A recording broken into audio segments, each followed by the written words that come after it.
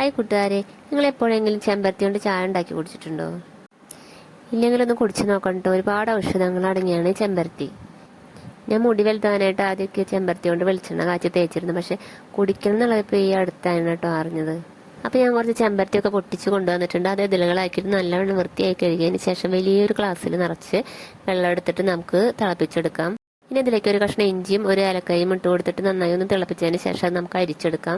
ഇനി നമുക്ക് അതിലേക്ക് ചെറുനാരങ്ങയുടെ ഒരു പകുതി നീര് കൂടി ചേർത്ത് കൊടുത്താൽ ആ ചായയുടെ നിറം നല്ല റെഡായിട്ട് മാറുന്നത് കാണാം. ഈ മധുരത്തിനായിട്ട് ഞാൻ തേനാണ് ചേർത്ത് കൊടുത്തിട്ടുള്ളത്.